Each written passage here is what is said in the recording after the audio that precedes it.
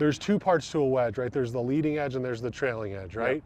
The measurement between those is the bounce, right? Have you Okay. heard the term use the bounce before? Yes.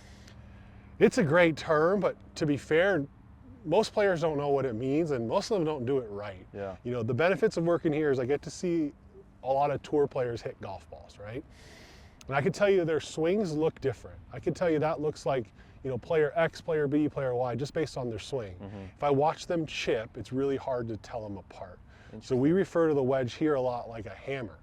You're from England, right? I'm from California. You came over to my house and my wife asked us to hang a nail or hang a picture for her, and you saw me hammering the nail with the side of the hammer. You would kind of look at me like, these Californians don't know what they're doing, right? But to be fair, I would challenge you and be like, well, you know, you'd be like, hey, that tool's used this way. Like, well, did I get the nail in the wood? Yeah. Did I hang the picture? Is my wife happy? Yeah. We got the job done, right? It's not the most efficient way to use the tool, right? So if you use that leading edge a lot, which most amateurs do, we see a lot of amateurs come out here and they're doing this a lot, right? And then if you hit the ground with the leading edge, the club digs, right? If you hit the ball with the leading edge, you blade it, right?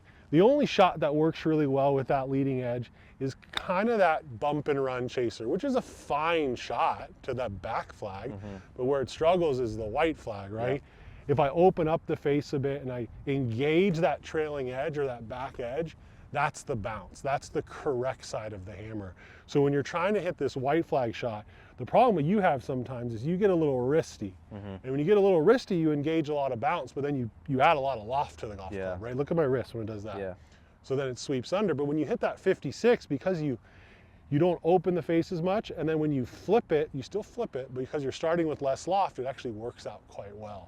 So only critique I would make about the swing is if you watch a tour player, they all get to here, and instead of doing this, they do this. They rotate, right? And then the hands, very seldomly does the head pass the hands, unless they're trying to get really, really extreme with it.